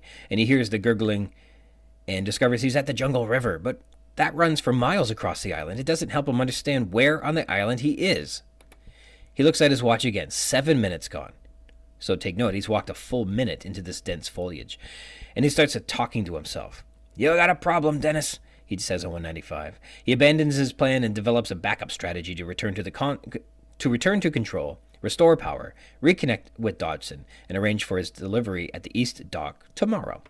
Then he hears the soft hooting and can sense something big crashing slowly through the jungle toward him. He scrambles back to the Jeep to find the dinosaur ready there waiting for him. He thinks that it's apprehensive or being cautious as it keeps its distance from him, but he didn't take the tour. He doesn't know that the Dilophosaurus is actually in perfect predation position. It's 40 feet away. He thinks it's creepy the way it stands there. The Neoavarostran theropod launches its toxic, blinding venom at Nedry, incapacitating him. After some dark realizations, Nedry falls to the ground. Quote, "The pain overwhelmed him, and he dropped to his knees, disoriented, wheezing. He collapsed onto his side, his cheeks pressed to the wet ground, his breathing coming in thin whistles. He through the constant ever-screaming pain that caused flashing spots of light to appear in his tightly shut eyelids." 197. Nedry's final moments are of horror and confusion, desperately hoping that, quote, "it will all be over soon." 197. R.I.P. Dennis Nedry. Dilophosaurus. We know that the, quote, distinctive hooting call mentioned earlier on page 142 in episode 28, control belongs to the Dilophosaurus. So when we hear it now in this chapter, and because we know that it is distinctive, we also know that it is a 10-foot-tall venom-spitting Dilophosaur who approaches Nedry in the dense foliage. It's a soft hooting cry, we're told on 195, though it's not exactly like an owl. Obviously, it's from an 860-pound theropod and not I don't know what an owl weighs, 5 pounds at the upper limit. So that said, birds are incredibly loud. They can vocalize like a bullhorn, so perhaps measuring the size of a bird by the level of its unfamiliar voice is a fool's errand. On its approach to Nedry, it crashes through the underbrush on 195. We're going to get some inconsistent messaging on the Dilophosaurus. It's going to have weak jaws, so it relies on its venom to subdue its prey before nibbling at the carcass. But in this attack on Nedry, he's lifted clear off the ground in its jaws. And recall, Nedry will be significantly larger than the rats that they've been preying on earlier in the novel, and chew clear through his leg. Unlike the problematic bite and wait strategy that the Dilophosaurs are reportedly using on page 146 on rats. Or this might be another instance where what people at Jurassic Park know about their animals is still wildly insufficient, that the behavior and abilities of these animals remain alien to the animal handlers. And I like that interpretation, but it feels like a stretch to reach that conclusion by this narrative alone. The concept of explaining inconsistencies by saying, yeah, well, they said they didn't know everything about dinosaurs, is a little sloppy for my preference, but it's fine. It's technically acceptable. Its spit is foamy, slippery, wet, disgusting. It's a dripping glob of foam, and it's causing tingling, like acid on skin. It trickles down Nedry's face on 196, and as a side note, I just learned about aquamation. Have you heard of this? It's like the water version of cremation, primarily apparently using lye. So you can opt to have whatever the aquamation equivalent of a crematorium is, go all Breaking Bad on your body if you wish. To hear that the venom is like acid on the skin just kind of reminds me of that. But that's enough of end-of-life planning discussions. Back to being eaten by dinosaurs. The toxins don't just burn, they blind Nedry, and he also feels dizziness and nausea as it enters his system. Localities. We have the outer gate. A sign reads, electrified fence, 10,000 volts, do not touch. The gate is wide enough to drive through, and the power is off, thanks to Nedry's programming and espionage plot. He closes the gate behind him. We're told this gate is, quote, no more than a mile from the east dock on 193. Service road. The road Nedry drives is narrow, and he expects to drive about a mile on it before reaching the east dock. It's surrounded by jungle, we're told on 194, and after a minute or so he turns a corner and is shocked to find a concrete barrier 6 feet tall and streaked dark with rain, or also known as a concrete wall. The east dock. There is also a beach at the east dock, says Nedry on 194, so we can add that to the description of what the east dock looks like. The concrete wall locality, located a few minutes down the utility road Nedry has driven. This concrete wall is perhaps a mile away from the electric gate. Behind the concrete wall is dense jungle, and a few steps into the foliage is the jungle river. Isla Nublar, as Nedry drives, he says he should be able to emerge from the jungle and finally see the beach and the ocean on his left. This suggests that he's left the visitor area in the north and has begun driving south along the eastern side of the island down toward his east dock. His, quote, southern driving would reaffirm that the northern dock is in the opposite direction. What we believe to be the route to the east dock apparently is inaccurate, as Nedry finds himself entirely lost and somewhere by the Mesozoic Jungle River on 195 and is completely befuddled. This is foreign territory to him. So I guess maybe he got on the wrong road right away and drove south down into the park instead of south out towards the shore, I guess. The Jungle River. There's the lagoon, shared by the apatosaur and the tyrannosaur paddocks, separated by a fence, apparently. And then there's the river which flows across the park, too. We're told in this chapter that the river runs for miles through the island on 195, and the Dilophosaurs are almost always associated with the Jungle River as well. In chapter 28, it's a, quote, fast-moving river, and dense foliage is all around it on 142. It's really no different in this chapter. Nedry is in dark, wet, dense foliage and finds the river. And then he hears hooting, and Crichton is very consistent in these details. Dense foliage, hooting Dilophosaurs, and the river all together almost every time. I referenced Dr. Jeremy Patrich's lecture on YouTube called Fluvial Geomorphology, Physics Geography with Professor Patridge. For anyone who knows more about geomorphology, this is likely simple stuff, but here goes. A young river system flows in a narrow V-shaped channel and is fairly straight. As a young river survives, it removes sediment from its shores, depositing it downstream, and by so doing, over many, many years, the landscape becomes less steep due to sediment loss. That narrow, straight, V-shaped channel becomes less steep. As the channel flattens out due to sediment loss, the environment is considered a floodplain, which the river flows over. But now this river wiggles, as you can picture a meandering river swinging back and forth like a sine curve or something like that. While it meanders and flows across the floodplain, it continues to remove sediment from upstream and depositing it downstream. Over many, many more years, the floodplain becomes more flat due to this consistent sediment loss. Now that floodplain has matured into an old stream, which is almost flat, and the river doesn't meander. This creates a rich, broad floodplain and broad meandering, with the river going from bank to bank of the entire floodplain. And as water comes from upstream and enters the mature floodplain, which is a large body of standing water, the flow loses its energy and it drops the sediment into the delta, creating islands and stuff like that. So I guess what I'm saying here is we aren't quite told what the jungle river is like, but we know it's not full of islands, there isn't a delta, and it's not necessarily a floodplain, so it must be a fairly young river still. So we can imagine the Mesozoic jungle river flowing in a fairly straight and quick-moving way, and we'll come to learn that it terminates in a waterfall. However, when we get to the waterfall section later on, there are going to be some complications on what that waterfall means for the geography of the island, but I think we're going to tackle that when we get there later. All right, stylistic techniques. Capitalization. The sign reads, electrified fence, 10,000 volts, do not touch, all in capitals. Again, Crichton and his editors are consistent in portraying signs in all capital letters. Italics. Damn, he thought, at the river where? In italics. The emphasis on where, stressing that knowing he was at the river didn't meaningfully aid in his identifying his location. He is still lost. Get out of here, on 196. Has Nedry freaking out? These italics are almost the hairs on the back of his neck standing up. Lots of emotion in these italics. The dinosaur had spit on him shows more emotion. It's rude, it's offensive, it's unbelievable, it's disgusting. All these things at once, all parlayed by the italics. He was blind, on 197. Carries a ton of emotional baggage as well. The horror of realization that you've acquired a serious injury to your eye is terrifying because this has life-altering consequences. And that said, Nedry hasn't much life remaining, but horrifying all the same. The dinosaur was close now. He could feel it coming close. He was dimly aware of its snorting breath. On 197, here the italics are on feel, reminding us he is blind, but his other senses are perhaps heightened as a result. And can you imagine what's the worst time to have heightened sensory perception?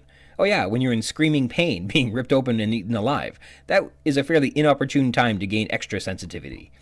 Semicolon.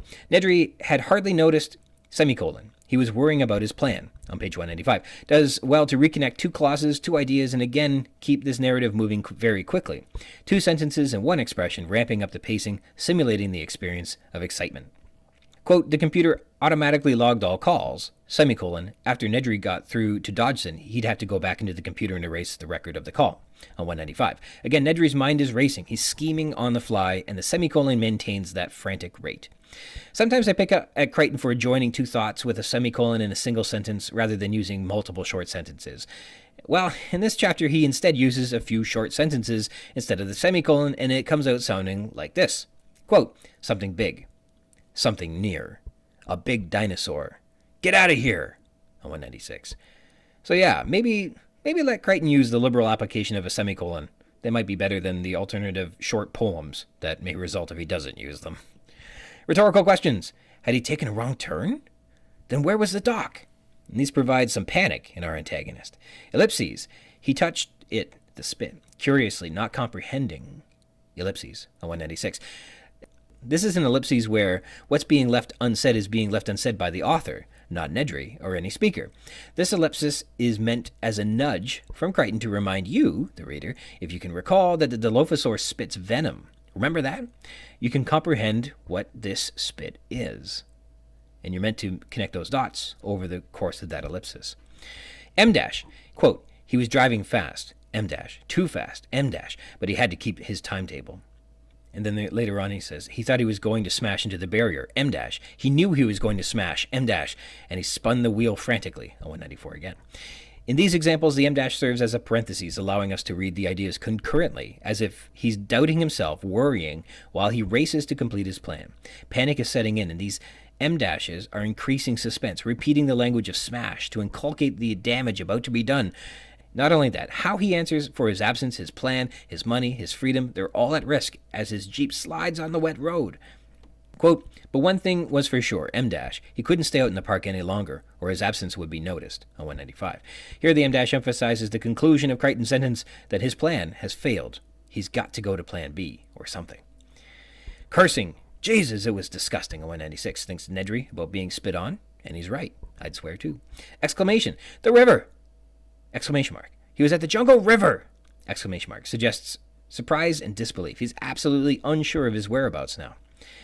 And tension and suspense. Crichton gets Nedry to worry about his plans, worried that this tropical storm is going to ruin everything, giving lots of time to Nedry's fears and concerns as he drives through the park, on 194. The time spent concerning himself with failure is time spent building suspense and tension. That his plan might fail, and as a reader you worry what will happen next. This is another thing Crichton is great at. Nedry's worried his plan will be ruined. Later he gets lost, employs rhetorical devices to question his decisions, and almost hits a concrete barrier. Crichton employs more suspense and tension, drawing his out-of-control slide towards the barrier over a period of sentences. He slammed on the brakes. The Jeep fishtailed, losing traction, going into an end-to-end spin. And for another horrified moment, Nedry knows he's going to smash into the barrier, and he spins the wheel frantically, and the Jeep slides to a stop. Lots of suspense and tension. The outcomes continue to be delayed. You don't know what's going to happen, and Crichton is going to take his sweet time telling you, too. Preceding the Dilophosaur attack are a few suspenseful moments where you hear an unknown large animal crashing through the jungle and hooting on 196. It was coming closer, we're told. This is all time spent building the suspense, heightening Nedry's fear. He feels a little better seeing the glow from the headlights. He thinks, quote, in a moment he'll be there, extending our suspense. These are all moments that delay a resolution, extending our attention, and done well, fraying our nerves. He scrambled around the barrier and then froze. And on and on. This is a memorable and beloved moment in the novel, not necessarily because Nedry is brutalized or that he gets his well-earned comeuppance, but because Crichton makes it unforgettable with this masterful use of setting, exposition, suspense, and then the terrible coup de grace. Literary techniques. Irony. The sign reads that it's 10,000 volts, do not touch, but Nedry can touch it with his bare hands on 193. Irony isn't necessarily complicated or confusing, folks. It's just when you're led to believe one thing but get something unexpected. Put more literally, the ironic statement usually involves the explicit expression of one attitude or evaluation, but with indications in the overall speech situation that the speaker intends a very different and often opposite attitude or evaluation. More simply, a statement in which the meaning that a speaker implies differs sharply from the meaning that is ostensibly expressed. Even more simply, the sign reads 10,000 volts, do not touch, but Nedry touches it with his bare hands. Crichton employs irony to show that all is not what it seems in Jurassic Park. In this case, irony is playing upon the idea that what's intended at Jurassic Park, a safe, controlled environment, is very different and, in this case, opposite to what is actually happening. Irony is awesome. If you still find irony a challenging concept, consider this definition. Irony is something that is of or like iron. And that couldn't be any simpler. Metaphor. Rain slashed windshield on 193 is a really cool metaphor. We can picture the rain slashing across the windows, and the rain slashes a few times in this novel, and I think it adds to the horror and terror while a storm rages, raising the feeling that characters are in danger. The quote, slashing rain gets on Tim when he closes the door during the T-Rex attack, and Grant finds the rain slashing his body and face during the same chapter. This compares to the slashing rip along the shoulder of the, quote, sick worker in the prologue, and the slashing cuts on his palms. Slashing has nothing but ominous, dangerous, harmful connotations. Similes. It looked like a large rat instead of a possum. Not the most imaginative simile, but functional all the same. Quote, as if in reply there was a soft hooting cry of an owl in the forest. The Dilophosaur isn't literally replying, but all the connotations here are wonderful. If Dennis thinks he's got a problem with his plan, the hoot is replying, just wait until I show up. Quote, perhaps the headlights from the Jeep frightened it, forcing it to keep its distance, like a fire, thinks Nedry on 196. And we can easily relate how an animal might be wary of fire and keep its distance. Here, Nedry is being somewhat clever, perhaps believing that the human-made device, the headlamps, are keeping him safe. He's wrong, but it's a clever consideration. Quote, it was almost like he'd been touched with acid on 196. And this is a good simile. I hope that most of us do not know what being touched with acid is actually like, but we can certainly have strong mental images of what it's like, and certainly that's more relatable than being spit on by a Dilophosaurus, so a strong simile executed well. Quote, suddenly excruciating pain in his eyes, stabbing like spikes into the back of his skull on 196. Well, now things are getting tricky. We probably cannot relate to what it's like to have spikes stabbed into the back of our skulls through our eyes, but we can certainly imagine that that would be awful. Plus, it's a very violent image, which connotes even more meaning to us. Nedry's having a hard go at it here. Also, excruciating is a cool word. Just looking at it connotes the pain and suffering of crucifixion. The Latin word excruciare means tormented, rooted in crux, C-R-U-X, which is a cross, obviously referencing the pain and torment suffered by Jesus on the cross. So in other words, Nedry is suffering here. Quote, then there was a new searing pain, like a fiery knife in his belly on 197, which were his intestines falling out of his abdomen in a, quote, thick, slippery mass that was surprisingly warm. Crichton works hard to make the pain and suffering relatable to the reader, employing a variety of similes and metaphors to help you feel like you're part of the action. Thanks. Allegory. Quote, something dashed across the road, a white flash in his headlights on 194. And this reminds us of the something that ran across the road before the Tyrannosaur attack, just a few pages earlier, doesn't it? We believe that was a dinosaur, but are unsure. It happens again. This time it's something that looks like a large rat. In this case, it's a possum. Nedry feels it's amazing. You'd think the dinosaur would get an animal like that, he says. This is such a throwaway paragraph stuffed into this exciting chapter with no payoff. It begs for a closer reading to make sense of why Crichton put that in there. So let's unpack it. We can agree the possum is described, quote, like a rat. And a rat is an unwanted pest. They're destructive, hard to eradicate, and are carriers of disease. We don't like rats. The possum should be seen as like a rat for our purposes. Now, it has a, quote, fat tail, and now this rat-like animal is being betrothed with a characteristic that's been affiliated with Nedry repeatedly throughout the novel.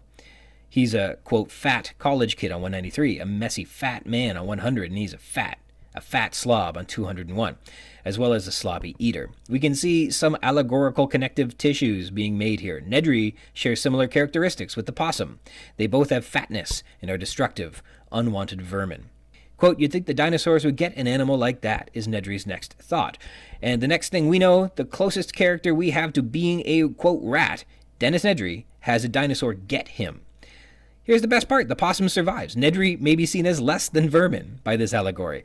And by the time Muldoon and Gennaro find Nedry's corpse, there'll be no mistake. He's utterly despised, unsympathetically left behind for his body to be scavenged by choice. Gennaro says, should we take him? And Muldoon prefers that Nedry be left beneath a small pack of scavenging procompsognathuses. Muldoon all but says, the dinosaurs will take care of an animal like that. Just like what Nedry thought earlier. This is a quick little moment that we breeze right by, but it sticks out, calling for us to go back and check it out, and it reveals itself to carry so much more allegory and insight into the reading of Jurassic Park, and I think it's brilliant, and why this novel lends itself to rereads so well. Heroes and villains. Nedry's obviously one of our villains, and he meets a horrible fate.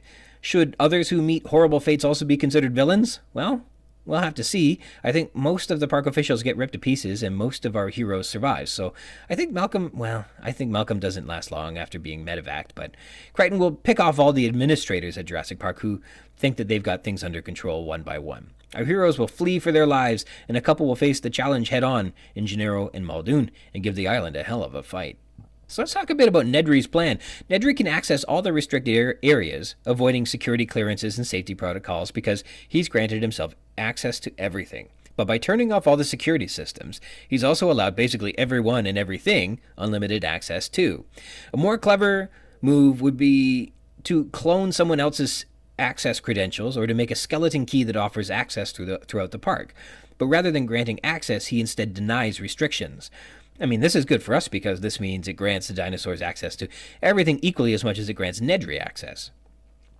Crichton is also wise to make sure that Nedry has to enter the park, although I'd argue that the designing the park where you have to enter into the wild to gain access to the East Dock is folly. That should be in a secure area. The East Dock, recall, is not the supply dock, which therefore should, presumably if it's not for offloading supplies to the island, must be where visitors are intended to arrive. Are visitors likely to bump into an unrestricted Dilophosaurus on their journey to the secured visitor area in the northern sector? As well, Nedry's refined, clever plan was to be executed before anyone noticed he was missing, in only a few minutes. But like everybody noticed he was gone almost immediately. So this intricate, carefully refined plan is either not clever or carefully refined, or it could be seen as a little contrived by Crichton so that this story goes in the most best-selling direction a Dinosaur Park story could go. And I think in terms of Nedry's plan, it must be that he just got on the wrong road and he entered the park instead of getting on the road towards the East Dock. He probably should never have left through those electrified gates. It makes no sense that the East Dock, where visitors arrive, would have to enter into the dinosaur park. Nedry got that part wrong. He went in the wrong direction. He was never on the right road. I think that's the only way to read this. Movie adaptations. In this chapter, we learn that Nedry has recorded Dodgson during their meeting at the San Francisco airport, a meeting he'd conjured to record Dodgson and mention him by name so Dodgson, quote, wouldn't forget he owed the rest of the money on 194. He'll include a copy of that recording with the embryos. This is why in the film Nedry is saying, Dodgson, we got Dodson so often, even though it's not part of the story, but it helps with the overall dimension of Nedry's character that was written into him when they made that movie. So similarities, he's racing along in the storm worrying that he's not keeping his schedule. He slams on the brakes and slides out of control. He exits his Jeep into a terrible storm. He hears hooting coming closer to him, and the animal can be heard crashing through the foliage. He doesn't recognize the Dilophosaurus, and Nedry initially feels like he might be safe from the creature. It spits blinding venom on Nedry, terrifying him, and the Dilophosaur eats Nedry. Those are all things that are the same. Difference is, in the film, he passes a sign and barrels through a fence, sliding down an embankment, whereas in the novel, he had seen no turnoffs, no places he could have gone wrong, and is completely lost. The Jeep gets stuck and he climbs out to use the winch to free the Jeep, whereas in the novel he climbs out to get his bearings and figure out where the heck he is. In the film he is uncomfortable with the animal, but tries to play with it and distract it. The Dilophosaur isn't very big, it has a neck frill when it spits, those are different, and Nedry escapes back to the Jeep, and the Barbarosol can of shaving cream is dislodged and lost. In the film, Nedry is eaten off screen inside the Jeep in a very PG-13 sort of way, whereas in the novel he is ripped up, bitten to pieces, and eaten alive in a very mature audiences sort of way. Children of the 80s. Nedry records his conversation with Dodson at the San Francisco airport on a tape cassette, and he includes a copy of it with the embryos on 194. The tape cassette is something my kids ripped to pieces on me when I shared with them Fred Penner's terrific The Polka Dot Pony album from my own youth. That ribbon was pulled, twisted, and folded all up and down the staircase, and despite my best efforts of re-spooling it with an HB pencil, as one does, that album never sounded the same, and eventually was irreparably extracted from the cassette into its terminal demise. But thank goodness for Spotify, where I can now enjoy the Fred Penner album to my own delight. And you can too. This memory has been brought to you by Spotify Premium. Take the Spotify challenge. See if your kids can unspool, twist, and ruin your Spotify account. They'll find a way, but not if it's Spotify Premium. Batteries not included. Right, more chaos theory. The line, quote, "In short, Nedry had thought of everything, except this damn storm," on 194. That's always stuck with me from like my first reading. Except this damn storm. Uh-oh, something not going to plan? Malcolm could have told you something like this was bound to happen. All your careful planning doesn't prepare you for chaos theory. And Nedry had thought of everything except a backup plan. And once something dramatically different interferes with your plans, you'll wind up somewhere entirely unpredictable, according to chaos theory. Once this inconceivable storm hits Isla Nublar, new factors begin to change the lives of everyone at the park. The storm is the catalyst that takes this unstable, unpredictable kindling box and sets it ablaze. I say inconceivable because nobody has a plan for it, and nobody saw it coming in advance. Malcolm also spends quite a bit of time discussing chaos theory and how it can't accurately predict weather as well, which is a fitting monkey wrench to toss it into this story. The weather, which is proven to be so challenging to predict, is now the straw that breaks the camel's back at Jurassic Park. So there's some excellent cohesion that Crichton put in there about chaos theory and weather, and then weather exasperating the implementations of chaos theory at Jurassic Park. It all ties together. Horror story. So at this point in the novel, summarily, people do not stack up against dinosaurs. The Tyrannosaur massacred the land cruisers, and we exit that chapter with basically everybody presumed dead. Everybody. And then Nedry, a symbol of any hope to return control to the island, he gets massacred too, wishing for his death to come soon before we leave him. This fourth iteration has been merciless, devastating, and monstrous. The last 20 pages have been a reckoning. Because of the dinosaurs. I found that Crichton, though, consistently describes the size of dinosaurs with how tall they are, or how high they stand when upright. This is somewhat contrary to how dinosaurs have been classically listed, which is by length. It's not uncommon to see their height listed at, quote, at the hips, which shows how high basically their back and general mass would be carried. And then, of course, so many of these animals had very long or lengthy necks, and depending on their posture or activity, that would greatly affect how high they might reach. So likewise, whether an animal could pivot at its hips and raise up its torso, relying on its tail for a tripodal stance, could be significantly affecting the appearance of their height as well, though this would be either adopted for particular activities like, defense or mating or feeding. It wouldn't necessarily be when you go about measuring their height. So a 10-foot tall Dilophosaurus, as in this chapter, would be perhaps how Crichton envisions the head and shoulders of Dilophosaurus, how high that would be above the ground, whereas an adult is listed at about 7 meters in length, which is more than 20 feet long. Before we adjourn, I want to express another big thanks to my great guest, Chris Creamer, with some terrific insight into Toronto, Jurassic Park mania, the Raptors, and the almost unbelievable story of how the 2019 NBA champions got their name. so crazy. And this podcast is some vestige of that crazy, for sure. And you're listening, so you're, in some part, a vestige of all of that craziness, too. So thanks for being part of all of this with me. I want to sign off today thanking you for joining me. If you want to read along in the book, add some thoughts to what we've been discussing on the show, or be a guest on the show and chat with me about anything you like about Jurassic Park, you can do that by connecting with me. I'm at ryansrogers@gmail.com. If you'd like to be a guest, drop me a line and we can try and set something up. We can rehash, tear down, gush over, and chit-chat about any part of the book, or also not the book, all you'd like. Jurassic Park-Cast is a part of the Spring Chicken's banner of amateur intellectual properties, including the Spring Chicken's Funny Pages, Tomb of the Undead graphic novel, the Second Lapse graphic novelettes, the Infantry, and the worst of them all, the King Street Capers. And you can find links to all that baggage in the show notes or by visiting the schickens.blogspot.com, or you can find us on Facebook at facebook.com/springchickencapers, or me, I'm on Twitter at RogersRyan22. Thank you dearly for tuning into the Jurassic Park-Cast, the Jurassic Park podcast where we talk about the novel Jurassic Park, and also not that too. Until next time.